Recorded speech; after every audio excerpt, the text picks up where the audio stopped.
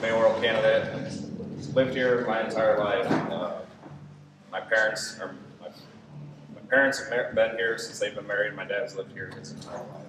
So this town has a lot, very special part of me. I chose to raise my family here. I've been married to my wife for about 5 years now. We have a 3-year-old and our son will be 2 tomorrow. So, the way I see it is we're shaping our kids' future. You know, the things that we do now is going to be affected. They're going to feel those effects. So, a little bit about, I guess, my background. I went to SIU Carbondale, graduated in 2012 with a bachelor's degree in plant and soil science. Just completed my master's in business administration from Louisiana State University in Shreveport.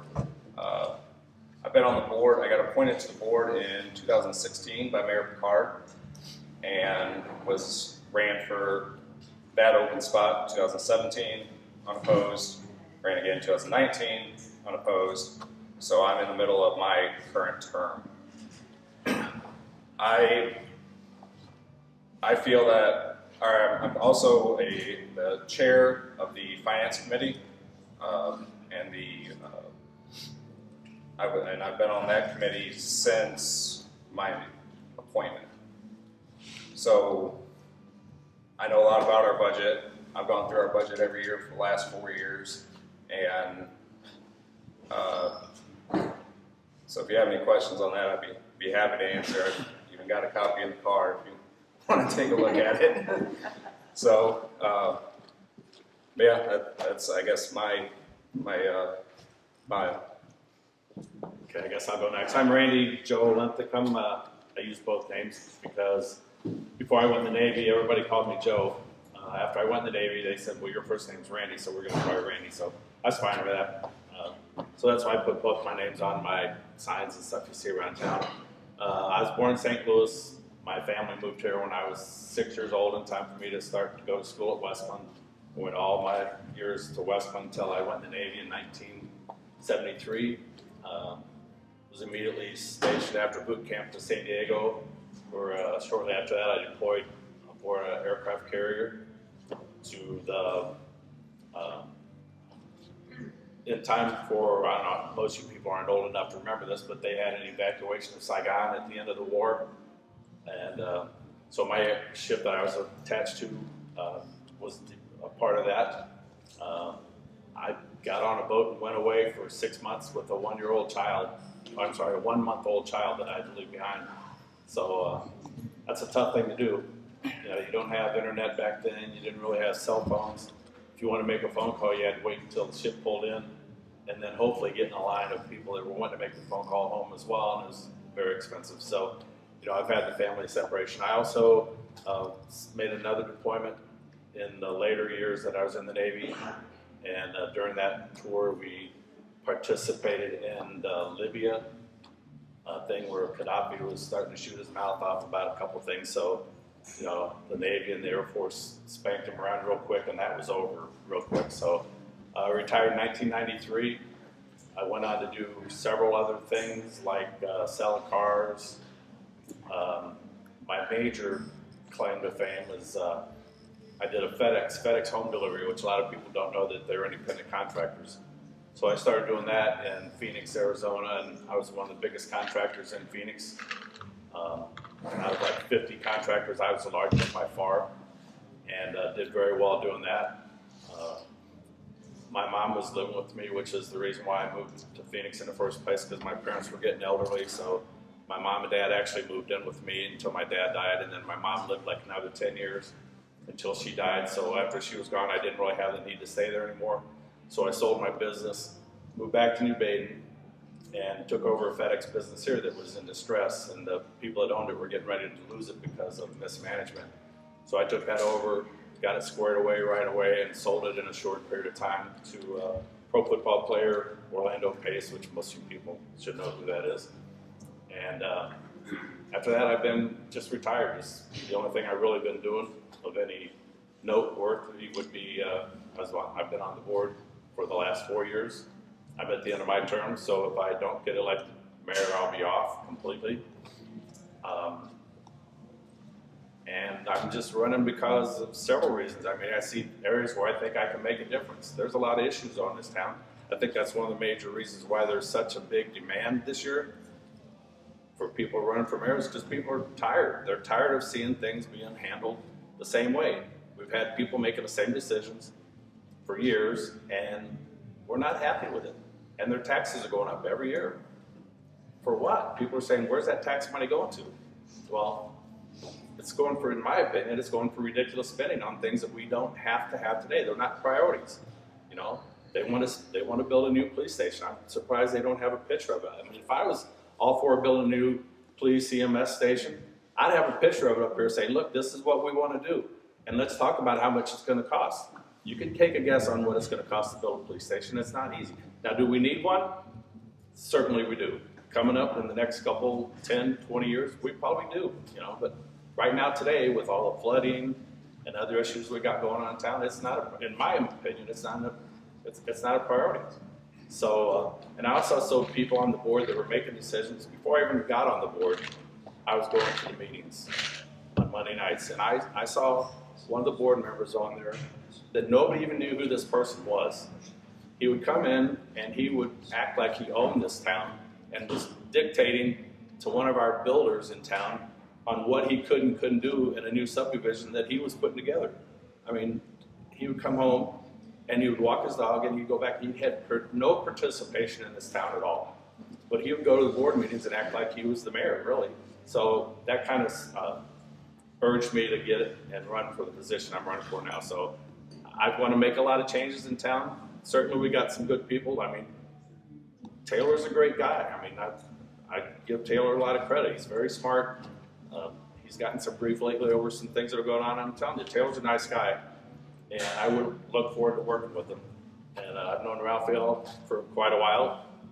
He's a nice guy. I can't say that I always agree with the things that he does too, but I'm sure that they don't agree with me. So it's up to you guys to make the decision on who you think can do the best job in New Baden and change, and let's fix the things that need to be fixed. Not go for the fancy water meter reading system that we really don't need at this date and time. So that's what I have to say about all that. So, Raphael. All right. For those who don't know me, my name is Raphael Him. I have the easiest last name here to pronounce, so it's H-I-M. So when you go to vote, remember who I vote for. I think I vote for him. But the reason I'm running is because the past year has been pretty tough. We see a lot of people suffering in our town, suffering throughout our nation, and then we get a tax increase, a 6.34% tax increase. How could you do that during COVID? And then so people don't want new businesses in town. And for whatever reason, throughout the town, that's their right to vote that way. But I want to encourage business. We talked about the traffic. We probably get 10 to 15,000 cars that travel through New Baden every day. You want to help stop the traffic? Help them come into our businesses. Help our businesses grow. So we don't have to keep increasing taxes. One of the first things that I would do is when I get in as mayor is I would stop any freeze new spending, because we have to stop the spending so we stop our debt. And we've been spending too much for way too long. And if you look at my video, I talked about a 30-year strategic plan. So, and that's what we have to do. We have to fix our infrastructure, help the people go so they live great lives, so they don't leave New Baden. Because no one wants mosquitoes or a pond in their yard.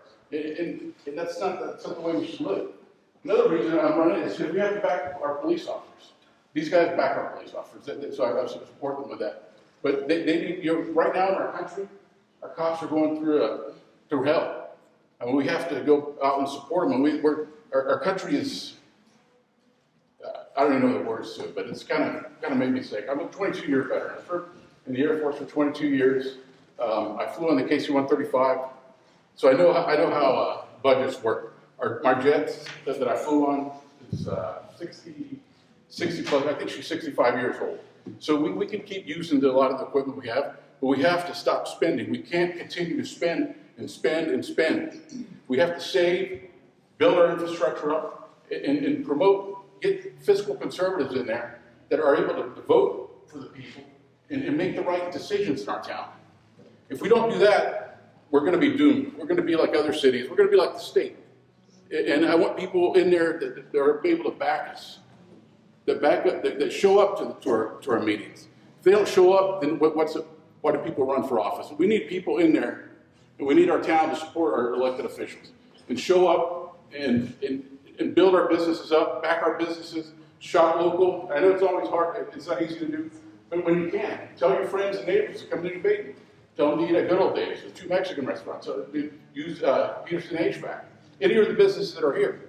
And come on in and support New Baden and help us grow. We got a new neighborhood going up. Let's help good people move into our neighborhood. So, in April 6th, I want to earn your vote.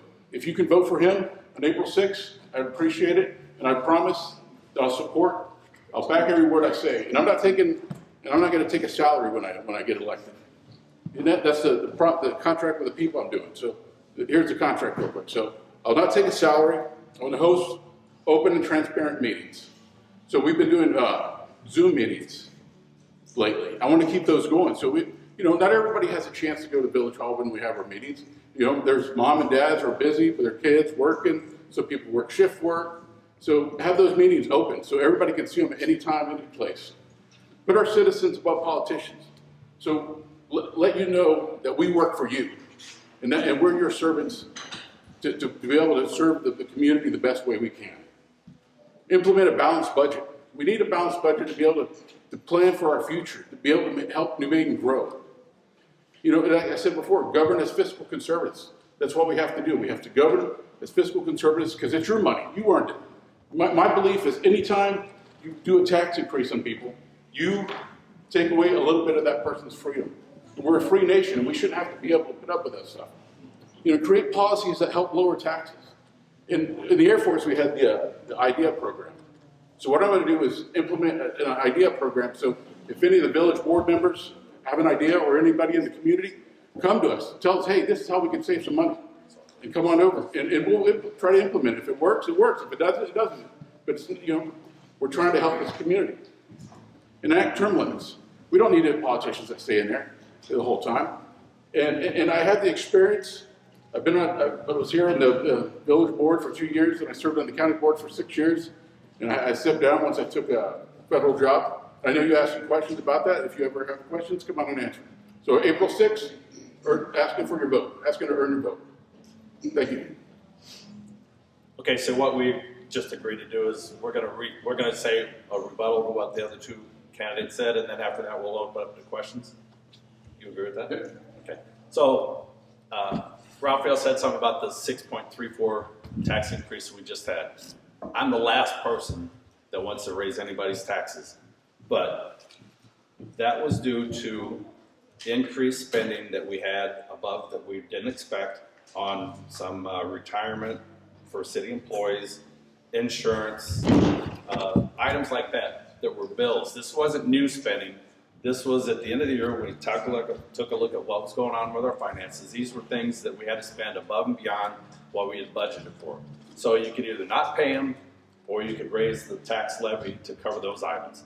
That's why we did it. That's why we all agreed on it. And I don't really have, I think that was the way to go. If you got a bill that comes in, you got to pay it. So you could have taken the money, I guess, out of another fund, but what fund would you have taken it out of? All of our funds are so, we had to move money around. I'm on the budget committee with Taylor and Bob, and we had to move some things around because certain money that was coming in wasn't covering that item. So we had to kind of move things around a little bit. So nobody wants to raise taxes, but that's what we had to do. So that's really all I got to say. Well, so what Randy was talking about, those funds, those are mandated funds that we have to pay. So like he had said, it was, I believe it's IMRF, audits, Social Security, and then there's one more in there. Insurance. Yeah, tort insurance. So this past year we had a large increase in our tort insurance rates for whatever reason. I'm not sure. Not sure why that went up, but we did go out for bids, and that rate did go up with workers' comp. So we increased the tax rate for that funding. I believe the actual levy was $30,000, a $30,000 increase, somewhere in there that was distributed then. So that translated to a rate increase. And I think that's a very important distinction that is made. Because while a person can say that they didn't vote for a tax increase, the levy can still go up, but the rate go down depending on the assessment values of the area. So I know that has happened in the last 4 years on the county board, that the levy increased, but the rate went down. And then there's also been years where the rate increased and the levy went up. So to say that, you haven't voted for a tax increase, to me isn't exactly true, because there are different levels of that. And then on the water meters that Randy had discussed, so as Bob said, that's a project that we are thoroughly looking into. We don't know if we're going to even go with it. We have to do cost analysis. We're still getting bids as to what's coming in. My viewpoint is we need to find ways that we can work more efficiently, and that is one way, by using technology, that we can work more efficiently. Is that the 100% way we're going to go? I have no idea. We have to do cost analysis. We have to determine how much are we truly paying every year for water meter reading, and then what is that benefit? Also, like Bob had mentioned, the leak detection. There's these smaller benefits that will come into play there, as well as the potential increase in revenues from newer meters. So there's a lot of aspects that have to go into that we have to analyze still. And then same with a new police department or a new public safety building. So my dad was on the fire department for 35 years, somewhere in there. So that police department, or that whole building, I remember going up there when I was a kid, and Bob was Santa Claus and bringing gifts there for the firemen's Christmas party. So that building was put up around 91, 92. The population was smaller, the equipment was smaller, the equipment that was required was less, the government regulation was less. So is that something that we might need in the future? Absolutely. So if we set that money aside now, incrementally, then that will benefit us in the future, just like in our own budgets. There's many retired folks here today, and you had to set money aside, or a lot of you probably set money aside for that retirement. You still had your needs today.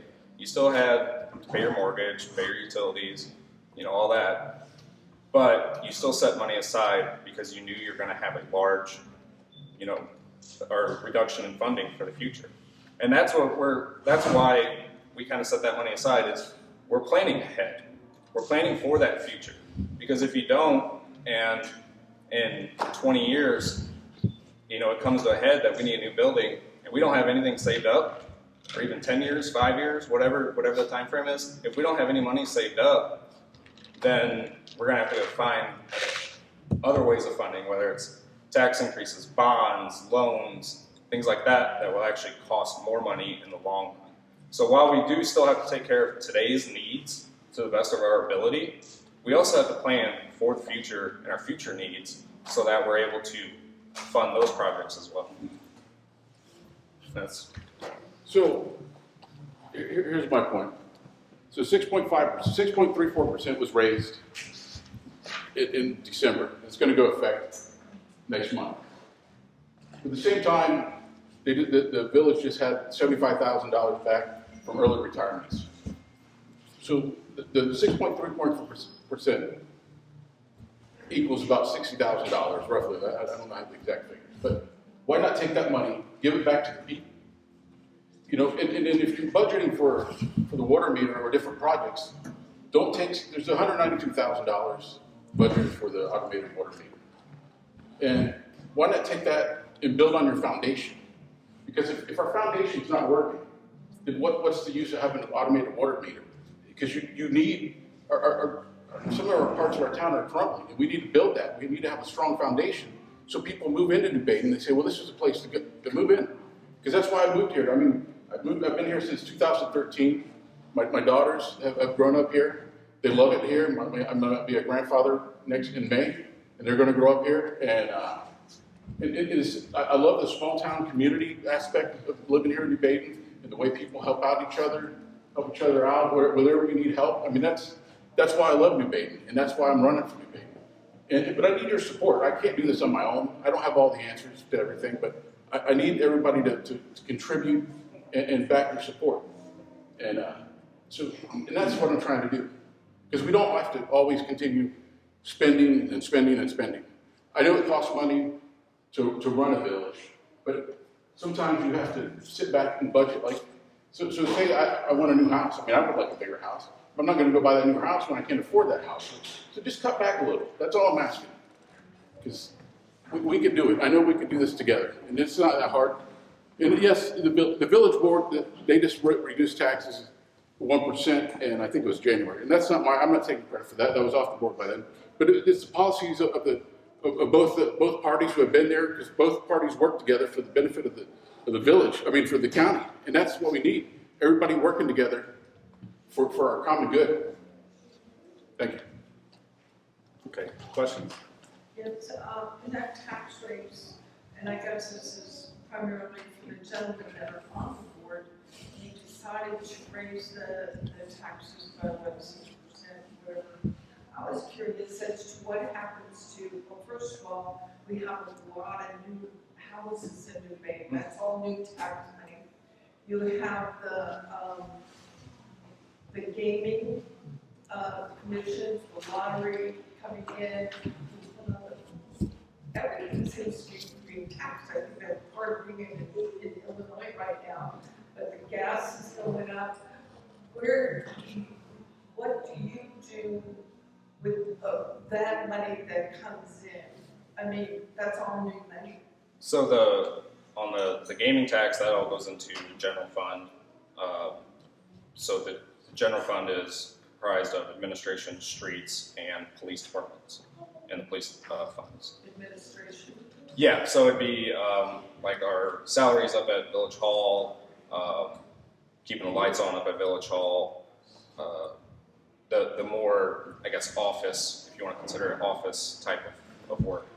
So all that money goes into that fund that then is distributed how the finance committee needs. You know, if our officers need new, their vests expire, their ballistics vests expire, and they're, I believe, $500 a piece. So we can use that money, however we need to, and within those funds.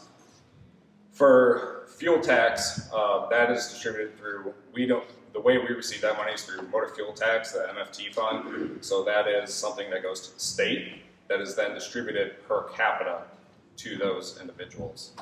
So I guess the heart of your question though is why, and correct me if I'm wrong, why couldn't we pull from those other funds? Is that kind of where you're? So, right, and a lot of it is, our funds are tight. To be able to create, as Bob discussed, we just videoed our entire sewer system, and we have root blockages, and we're going to have to spend a significant amount of money on that. Not just the root blockages, but those sewer lines. So being able to fund these projects, in my opinion, it was not best to pull from those potential projects and those future projects that we need with streets, infrastructure, and other development things that we have to fund that increase that we felt in our insurance rates. So I think your question was, what did you do with the 6.3 for, or what would you do with the tax increase we just had? No, I understood that. Okay. I just wondered where all the new money is going. Yeah. Well, I would say let's stop spending that money on things we don't need, and let's start spending on things we do need. You know, I mean, and this will be the heart of my discussion today. A new police station, that's great. We need it. We don't need it today. We got cracks in our concrete roads that are getting worse every day. And the longer you wait to fix them, the more expensive they get to repair.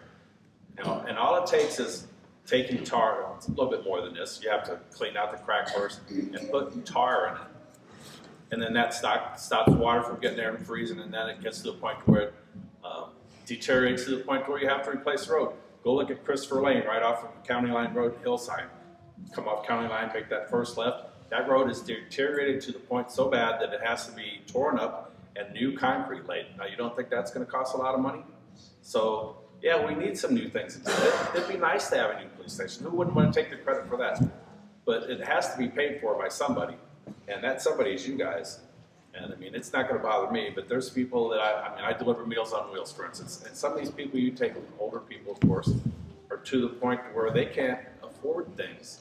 They have to get meals from Meals on Wheels. They can't afford their prescriptions. They can't afford gasoline if they're even able to own a car.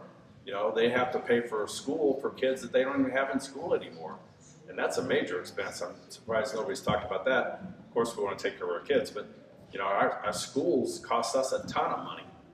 So, you know, we just need to be a little bit smarter about how we spend our money. And, you know, let's take care of things that need to be taken care of today. The roads need to be taken care of today. The sewers need to be taken care of today. And then we can start looking down the road at some other things that are nice. Well, nice to say is not good. We need them. I mean, we need a fire station. We need a police station. But is it a priority today? We put $200,000 or $192,000 into this water meter thing last year. That's money that we couldn't spend on other things last year. It's in the budget.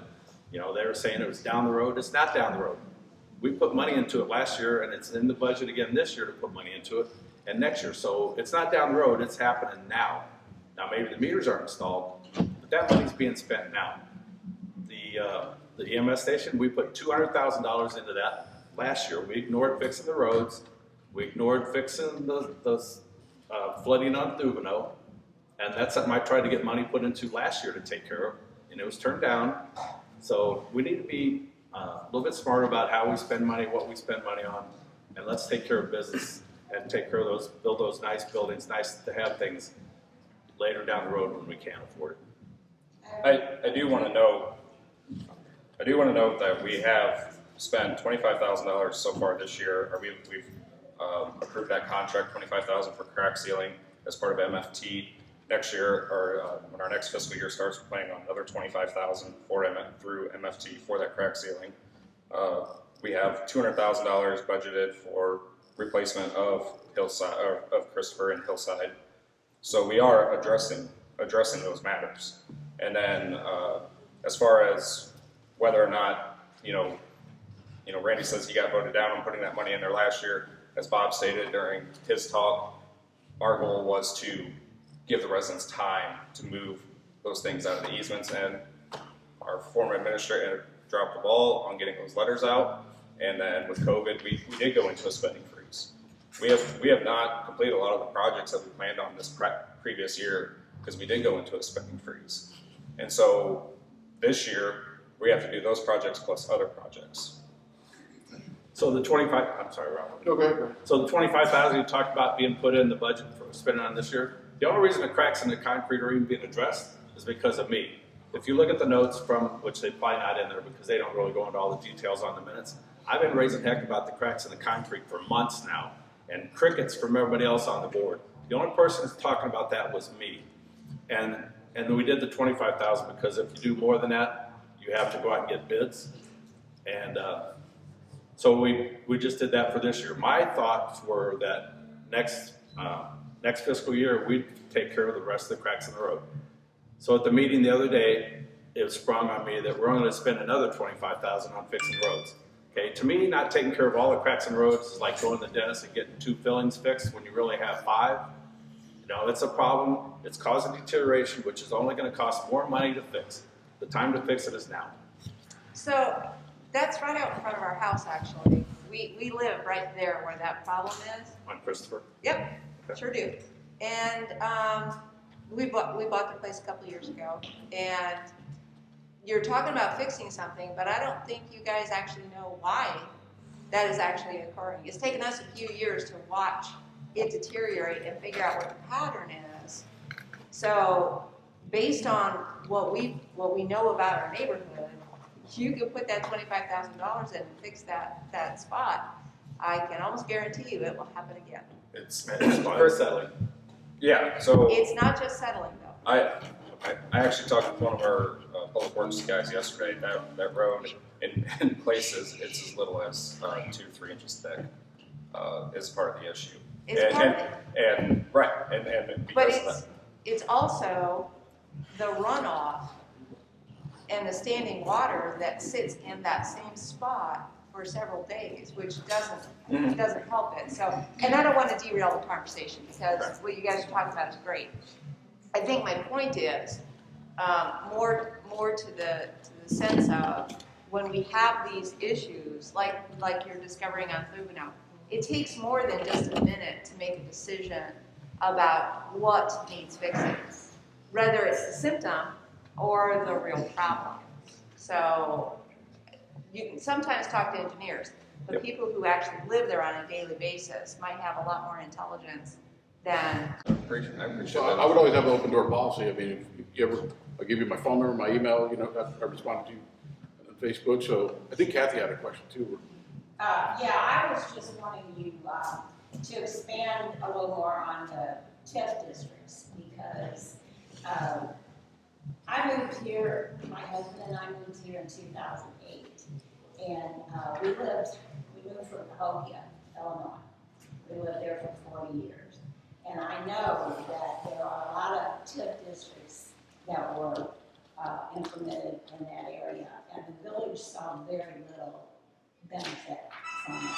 So I don't know how that benefits the community. I mean, I know it has something to do with bringing businesses in, but this state is very unfriendly to business because of the taxes and the corporate taxes and things like that. But if that kind of thing doesn't even have any benefit for our community, I would, especially this size. I would eliminate TIFs. I mean, that's one of the things when I ran for state senator, I ran on that. Because TIFs, they take away money from the schools. And then you don't really get anything back because most of the time, people will come in and they'll invest in that property. The city pays for the renovation and then they sell it and they leave. Right. And then it's just an empty building. Right. So why do we have TIFs? It doesn't really help anybody. Exactly. And then so we need to take that and then, in that way your taxes don't go up for the schools. Because the school, you're starving the So school there for has to money. be some way to incentivize businesses to come here. Lower taxes. I mean, that's, Right, exactly. so not giving them money, and just, because you're giving them the taxpayer money, and I don't know if the taxpayers get anything in return. And that's why I don't like TIFs, and if I'm elected. Well, that was my question. Yeah. I'm not real familiar with how it works, other than I don't think it works. Yeah, it doesn't, I mean, Right. so, I mean, that's just my past experience from, living in a town. I mean, it helps maybe beautify the city a little bit, but other than that, like I said, most business owners come in and they sell business right away. And we can't, then that's a loss to the taxpayers. Right. Hey, Raphael. Yeah. On that TIF district, where you say some of that money comes from the schools, does that pull out of Westwood, or does that just pull out of the schools in St. Clair? I would say, I don't know, I can't answer, but I would think mostly Westwood, since most of the villages, but it probably pulls from both, since we're kind of half city. I'd have to look at that, so I don't really know the answer to that. So- I wasn't sure exactly. Jason, I can answer that. So our TIF district runs from essentially Shell out to past Hanover, or past Loves. Yeah. So that's, with that being St. Clair County, that's the Muscogee School District. And I don't know the full history of that TIF district. That expires in 2033, so it was made in 2013. I was on the board, but we do have some sort of redevelopment agreement with Muscogee, where you can see it in the budget. It's a line item. We have to give them $115,000 every year as part of that. So they didn't really lose that money from that. And to expand on the TIF of it not being worthwhile, so Loves is an example of that. We have redevelopment agreements with Loves, so we paid for sewer lines that went out there, all the water lines, and that was paid out of TIF and business district funds. And the agreement that we have is every year, whatever sales tax they would put into that, as far into the business district, we provide that back to them because they fronted the money for those loans for that infrastructure change. Who did? Loves did. So they essentially gave us a 0% loan because we provided that money up front, or they provided that money up front to pay for that expansion, and then we are paying them back as they bring in more tax money. Does the village, are they benefiting at all? I mean, other than Well, people just stopping there and buying gas. the biggest benefit that's short term is the fact that now the infrastructure is out there. They have the water and sewer lines are out there for businesses to connect to that. So that's the biggest short term benefit. Long term, so like I said, that TIF district that TIF district expires in 2033, and I don't know what the time period is where you can't put it back into a TIF district. I can't remember I'm not sure what that is. But then that money that they generate from their property tax, which Love's pays $100,000 a year in property tax for that piece of property.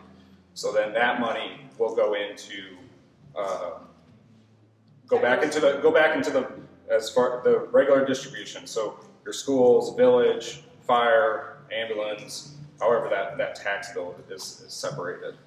But the way Love's did it was a little bit different than the regular TIF, because Love's they have the money. Most businesses come in, they don't have the money. They just take our money. So that's a little bit different there. Well, that's kind of interesting. Yeah.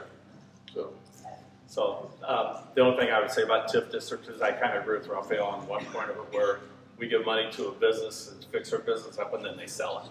You know, I would think that there should be a rule though that if they sell it within a certain period of time, that they should have to pay that money I would back. think so. There should be some kind of stipulation if they're getting a big benefit. Yeah.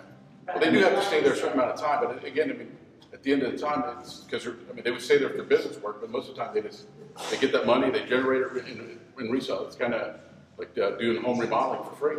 So and then selling it off, making the money. And, you know, Yeah, go ahead. and then earlier we talked about building business along 161 on the way out to Love's. Who owns that land and stuff? I believe Joe Kerr owns part of the land along the main road right there. And in light of the things that have happened in the last couple months, how anxious do you think Joe Kerr is going to be to build anything in New Baden? I don't have any context for answering that question. I don't understand what you're even saying. Okay, I don't want to go into it too deep because I don't. Oh, okay. know. I'm guessing not. Based on the way you asked the question, I'm guessing that he wouldn't be Yeah, receptive. I'll leave it at that. Good afternoon. For the three of you guys, I'm wondering where you stand on issuing liquor licenses. You talked about attracting businesses, so that's what I'm interested in is, do you have a record on issuing liquor licenses? Are you talking? You just want us to go down the line? The three of you guys. Okay. So, I guess we'll start further back in time. So, there was I don't remember when that was, Randy, do you remember? 2019, whenever we changed, there was the change in the liquor license for the gaming machines. 2018, okay, so somewhere in there. So, we changed liquor licenses back then, or there was a proposed change to issue a new liquor license, an additional liquor license. And what that does, it was a pour license for our gas stations. So in the state of Illinois, in order to have the gaming machines, you're required to have a pour license in order to have gaming machines. So its intention was your bars, restaurants, things like that.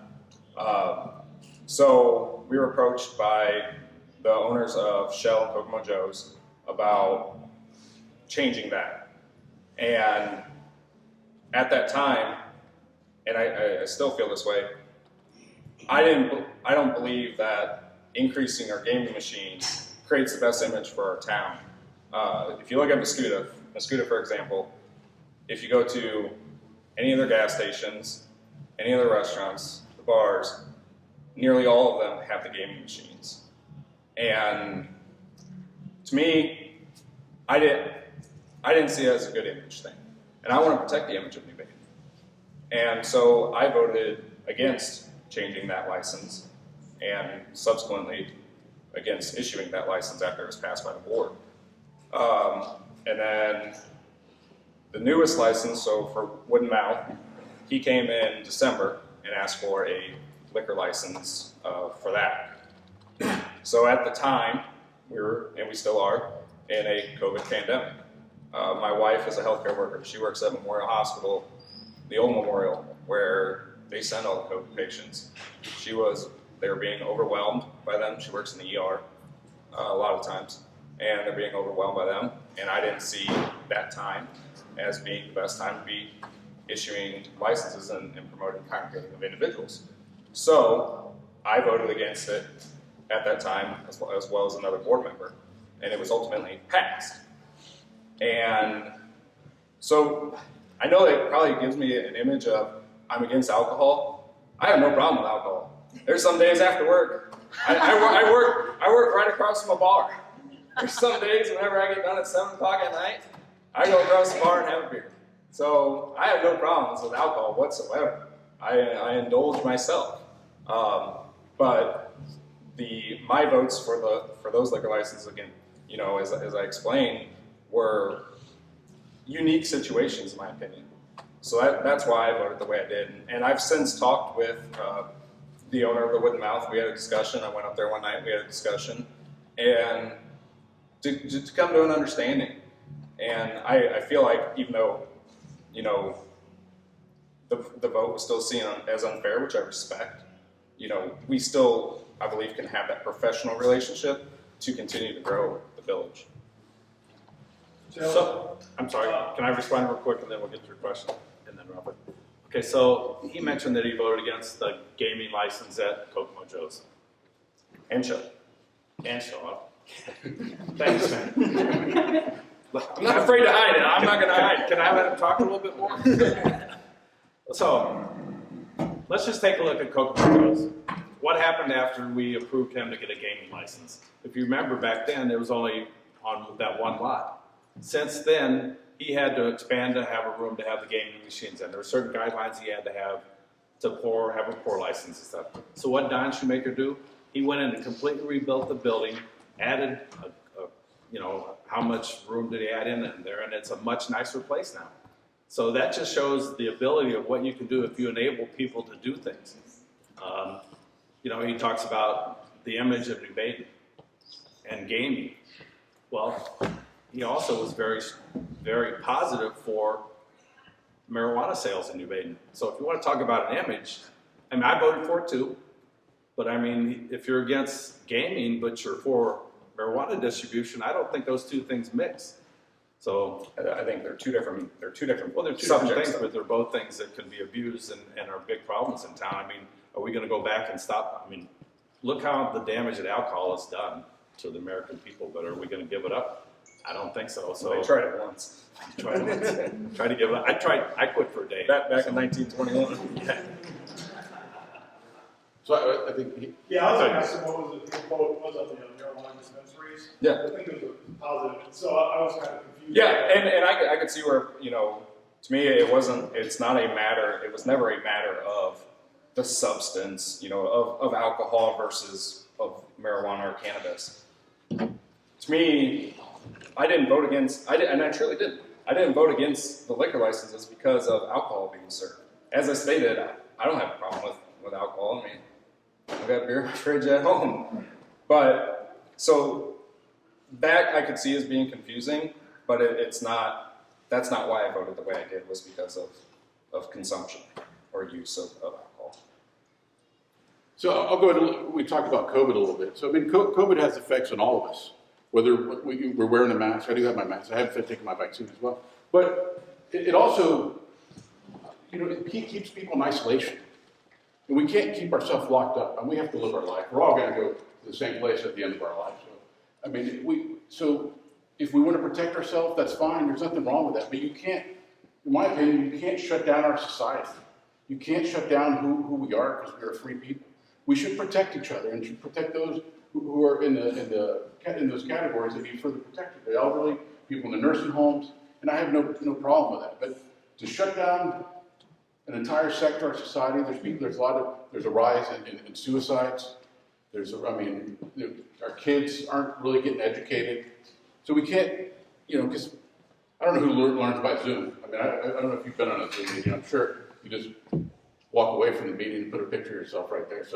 But we need to do more and open up our society. Find new ways to do it. A lot of places have the plexiglass, and you can find new ways, or like a lot of restaurants have done. They have takeout, delivery, and that's fine. But you can't shut down our society. And as a member of this Legion, we have machines downstairs, and I know that's helped the American Legion out a lot.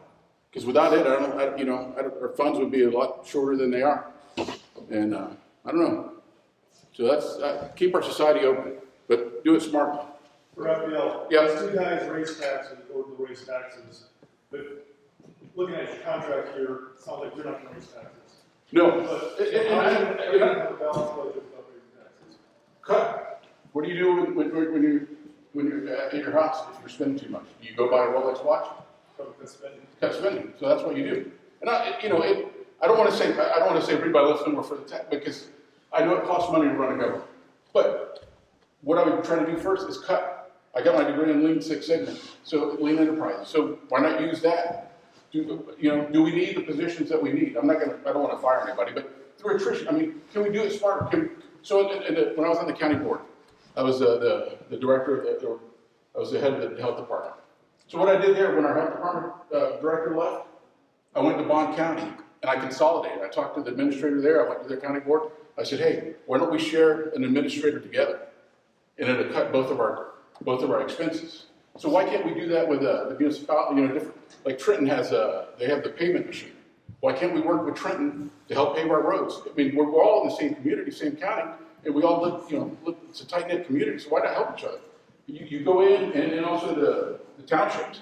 Townships have a lot of machinery to run to fix the back roads. Why not partner with them and help fix our roads? It's not that difficult. It's common sense. Work together, fix our problems. Go ahead. I just had another question about the liquor. I'm not sure. Is there a difference or a limit to, I'm grateful that there's not a tavern on every corner, trust me, because no matter what you say, that causes problems. If you have an abundance of that, but then people do have a right to have a business. But is there a limit to a certain type of liquor license, like the Wooden Mouth? They sell food, and Good Old Days sells. Now they sell liquor too, right? Mm-hmm. So you have food, which to me is fine. If the business wants to have a restaurant and they want to serve alcohol, then they should be able to do that without a problem. So is there a different type, or is there a limit on no taverns period, or they have to have food, or what's the? So the way that our liquor licenses work with the village is we have a set number for each class. So there's a tavern, there's a different class for taverns. There's a class for retail. There's a class for gas stations. There's a class for gas stations with pour licenses to have the gaming machines. There's a class for special events like the church picnic. And the way that we operate is we have a set limit that is at that maximum. So say, I think we have four, or for tavern licenses. We have two tavern licenses. One is here and one is now Wooden Mouth. Now, say another person approaches the board and says, I would like to put in a tavern. I would like to apply for a tavern license. We can increase that to accommodate them if the board chose. And say Wooden Mouth closes, then what we typically do is we would go in and reduce the maximum down to 1, so that if a person came in for that tavern license, we would then increase. So it's a way to for the board to have the say in whether or not that we want a particular establishment, depending on how it goes. There is no set limit of 5 tavern licenses or anything like that. It's up to the board, how many you wish. Correct. Yeah, essentially, yes. But the mayor is the one that has to approve it, though. She has that power. Go ahead, Tom. When is the COVID vaccine coming to Baden? I don't know. This whole COVID shot thing in New Baden just puzzles me, and I don't know. I'm not pointing fingers at anybody. I'm just the Clinton County Health Board was kind of the ones that were running that. Now, every town so far, as far as I know, has gotten 250 shots. So why does Bartelso, a town of a third the size of New Baden, get 250, and then we only get 250? I think it should have been done by a percentage of the people over 65 or whoever's in that group that you're taking with at that time. And, that just doesn't make sense to me. And then why should one get one or, their shots 2 months ago? That's not fair. We're the short end of the stick on that deal. So, I got mine at Carlisle last week, and I did it through by calling the Clinton County Health Department a couple months ago and got scheduled. So this thing hadn't been handled properly, and I don't know who to point the fingers at because I really don't know all the ins and outs of it, but it hadn't been done very good. That's all I know. I can call the health department Monday and see what's going on. I think, so the way that we would get our shots for New Baden is through the county, through the Clinton County Department of Health, or Health Department. So we can't say, hey, we're gonna have a clinic on this date, get us the shots.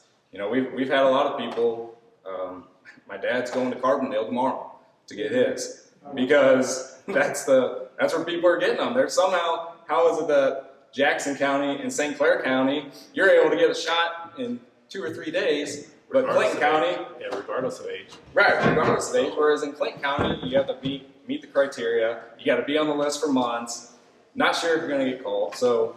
Well, Breeze, they just had 650 shots last week, so in one day. So, maybe they're running a little bit different than we are here. I'm not sure. Since we're on the topic of COVID, kind of a question for all three. If there is a ramp up in COVID restrictions again, how would you handle that in the village? Would you force the restaurants, dine-in, places like the Legion, would you force them to close like the governor pushes, or would you leave that up to the individual business owners, No. the individuals to decide if they want to go into those establishments or not? One of my last votes on the county board was to open up the county again. So we figured out what happened. So I would leave it up to the individuals, because I believe in the individual has responsibility for their own actions. So we'll leave it up to the business. If people don't want to go to that business, they have different restrictions, but it shouldn't be up to the government, because the government most of the time doesn't know anything. So leave it up to the business and the individual. Yeah, I would say, we learn more things about COVID every day. Some people, they used to say that masks weren't effective. Now they're saying you need to have 2 masks to be effective. There's a lot of things that we just don't know about COVID. I would say with the information that we have today, I wouldn't close down anything, but put some of the restrictions in place, like the mask and the plexiglass and all the stuff that we've been doing. If things change and get a lot worse than that, it becomes more contagious, then maybe we should go to plan B. But I think what we're doing now is kind of working. I think the shots are going to make a big difference in the next couple of months. So I'd hate to make a decision now and then something change and then it's not a balance point.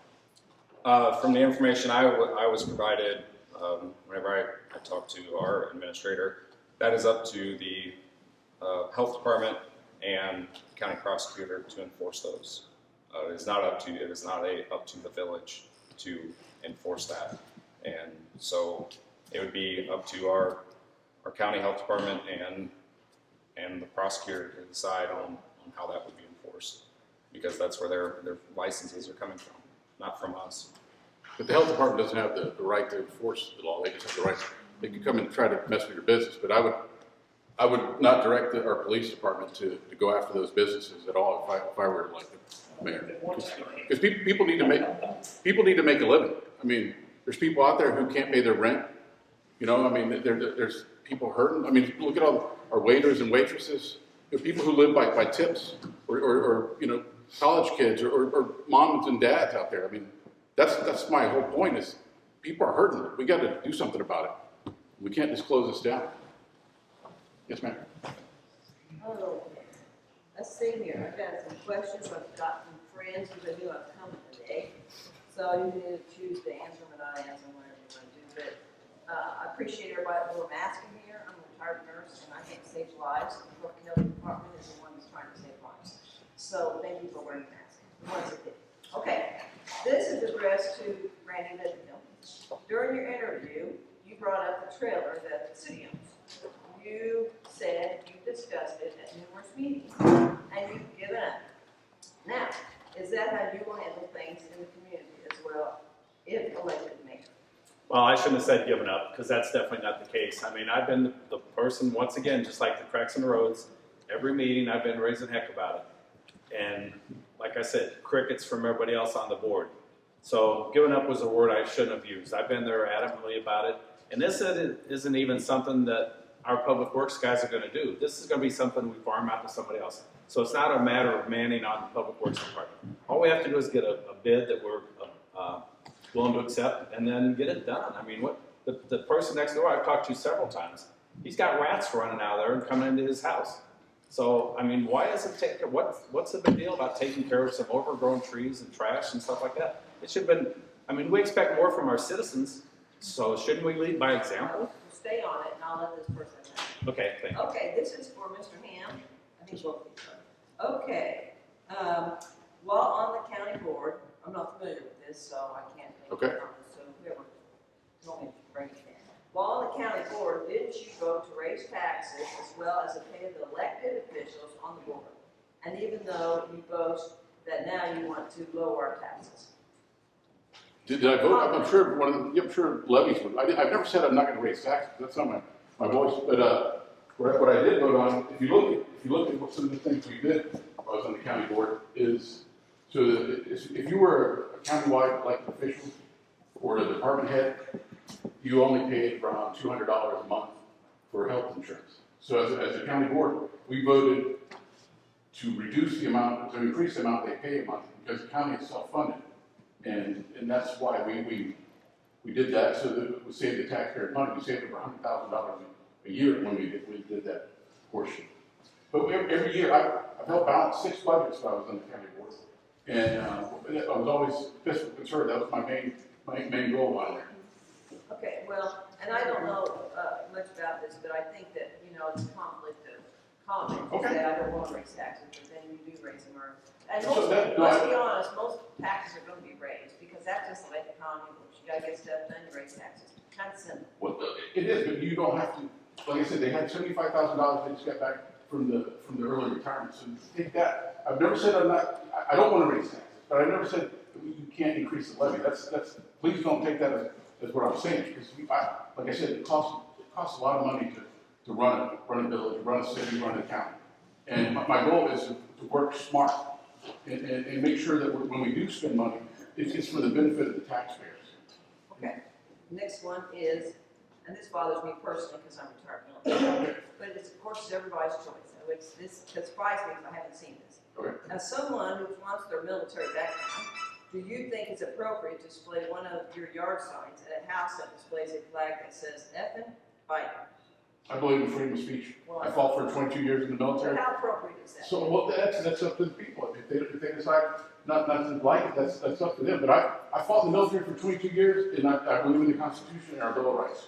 Okay, well, he's a president of the United States now. Oh yeah. I mean, there's tons of people who are against both presidents. You know, Well, I whether just it's- want you to realize that people are offended by that. Okay.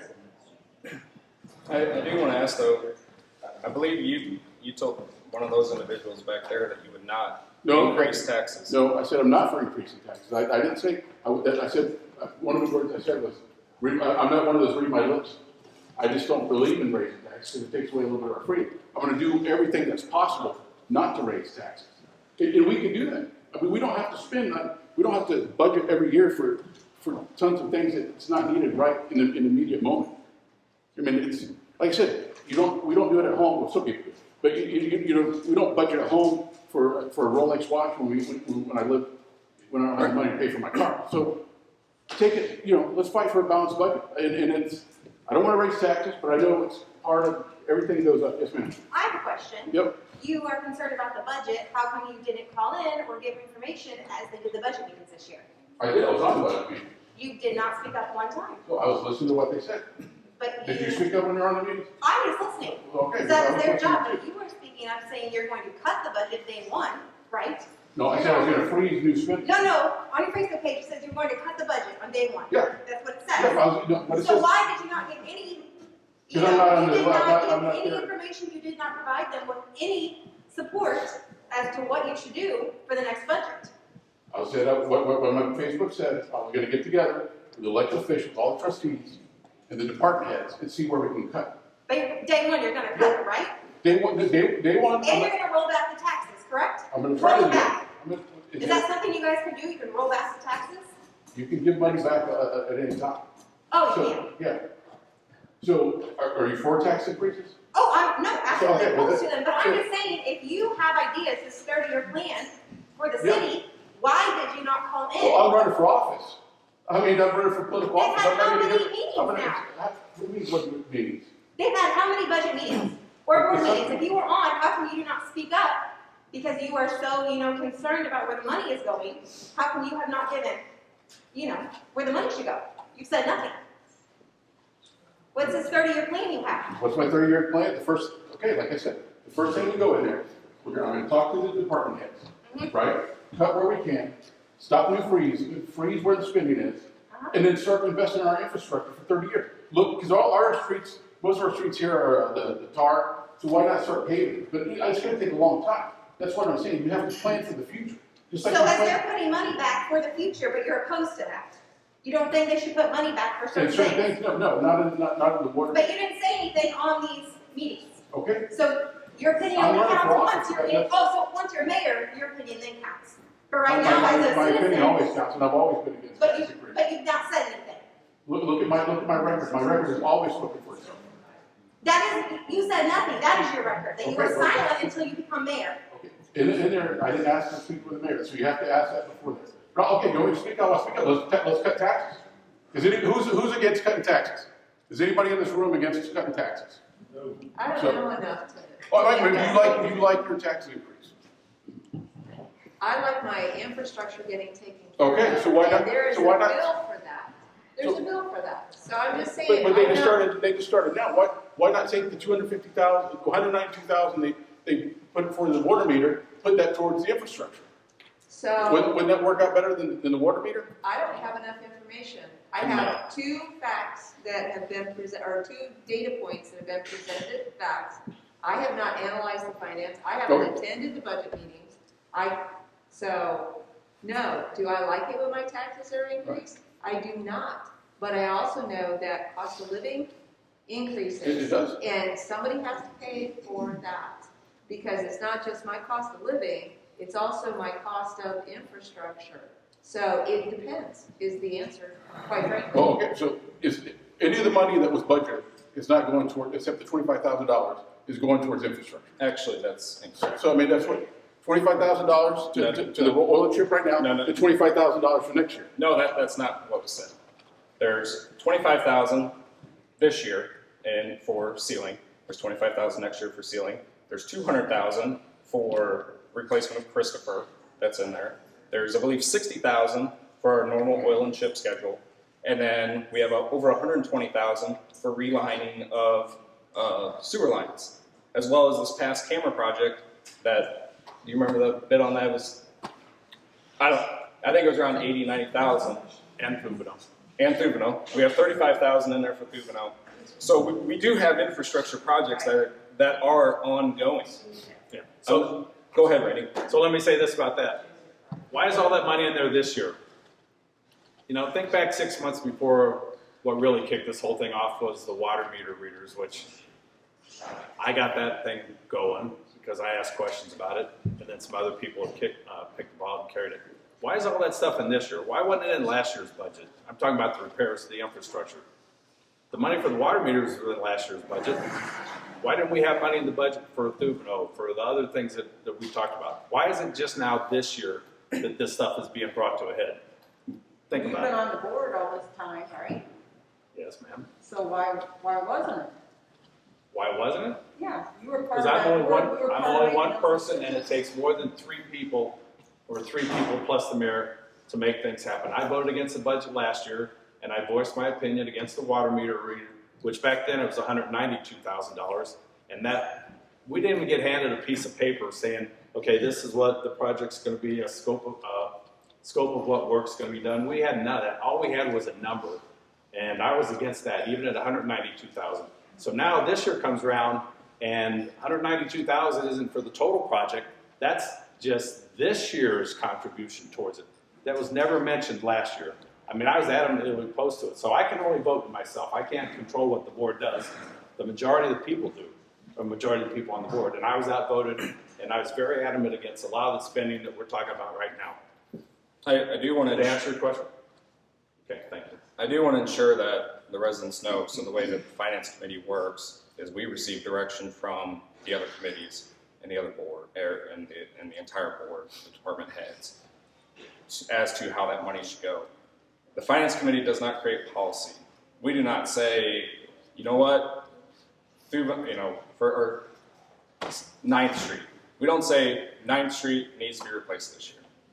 We get that direction from the department heads or the committee chair or the committees as to how they want to spend the money. It is up to the board, the finance committee, to determine how that money gets spent. So we do not create that policy within the finance committee. We just have to, we take our direction from the other individuals as to how to spend that money. So there's a specific line there that we cannot cross as a committee. And so we have to ensure that we're not blurring those lines between how we operate with the entire village. Okay, so we get the request for things to be done from the different department heads, like he says. We make the decision of which ones we spend the money on. And they chose not to put the money towards fixing Thubino specifically last year and the water meter readings. I was against it. I was the only one of the three of us that voted against it. And then when it came before the whole board, only me and Tom Kuhn voted against those things. The other people voted for it. That's the fact. As an elected official, it's up to the committee, up to the trustees to pass that. It's not up to the department heads. So you represent the village when you're elected. So you make the decisions, not the department heads. So they advise you, but it's ultimately up to the elected people to make those decisions. Yeah, one of the things we haven't, I'm sorry, man, you Go ahead. One of the other things we didn't talk about was the request for a 7th police car. Not to replace one, because the highest mileage vehicle we have is 70,000 miles, still working great and all that stuff. But they put in a request for a 7th police car to just sit around. I mean, look it up at the police station. There's cars that sit there all the time. One of them hardly ever moves. We do have an officer out on workman's comp right now. I hadn't worked for a while. But the cars aren't even getting miles put on them enough to wear them out. I mean, if they need a new car because it's not safe anymore or it's not dependable anymore, I'm all for it. If they want, safety vests or anything safety for our officers, I'm more than glad to vote for it. But to have a 7th cop car when we have other needs in town like the roads and the infrastructure and all that stuff, I just wasn't for it. And I voted against it, and I was outvoted by everybody on the finance board. So. No, that was a replacement. No? Yes. No. That was a replacement. Yes. I don't know what number it is, but there's there's 2 that sit up there. Alex drives one of them. And then a part-timer, I guess, drives the other one, whatever. One of 2's currently in Breeze Motors on the rack with a serious transmission issue. But yeah, that would drive whenever something else goes down within the department, one of us, whether it be full-time or part-time, we have a piece of machinery we can go to if one of our primary cars go down. That's how that would work. Okay, well, I mean, I don't know why officers can't share vehicles. I don't know why they have to have their own specific vehicle. Other towns do that. So, like I said, I don't see, and I was a commercial truck manager and a fleet manager, and I had 17 of my own vehicles at one time. So I'm a little bit informed about what it takes to maintain a fleet of vehicles. And if the ideal to me is 100,000 miles in 10 years, that's pretty much when the vehicle's done, you should replace it, depending on what other issues they have on it. We're not putting enough miles on it, which would be 10,000 miles a year. We're not putting anywhere near that many miles on. Some of the vehicles don't get anywhere near that much. So if you get rid of a vehicle, let's say it's 10 years old, now it's time to get rid of that vehicle. If you haven't got enough miles on it, you're leaving money on the table because that vehicle still had some use into it. So How many miles a year is the right amount of miles? 10,000. 10,000, so that would work out to 10 years and 100,000 miles. We drive more than 10,000 miles a year. I don't think so. Yeah, that's why you've done your research and you know that for a fact. And that's good. I was just basing it out off the last vehicle that we replaced. It was what, 12 years old when we got rid of it? Was that 2008? Yeah, and it had The 08 20,000 miles on it. Yeah, all I'm saying is if you got a vehicle that's working good, Sure, absolutely. then why get rid of it? Just because of a certain number or certain years. You know, that's what, certainly we want them in dependable, safe vehicles. And if they get to the point where you're spending more money on them in repairs, then it's, and some vehicles have the way. I mean, the ambulance that we just replaced, we got rid of the newer ambulance and kept the one that's 20 years old because it was such an issue with the maintenance on the vehicle. So, you know, every situation's different, but No, I understand that. Yeah. I mean, I want you in a safe, dependable vehicle, certainly. And if we have to go out and buy one in the middle of the year that wasn't in the budget, I'm all for that too. You know, it's after 4 o'clock. We were supposed to go till 4. I'm more than willing to stick around if you guys want to keep doing it this way.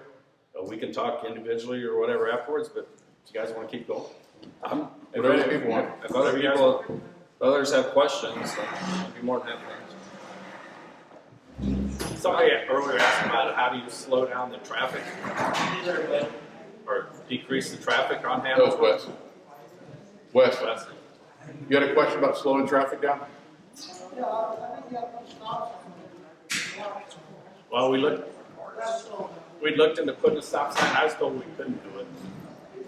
The stoplight? Yeah, the stop sign in the middle of town. I don't remember stop sign. I don't remember that discussion, but Oh, we didn't have a discussion.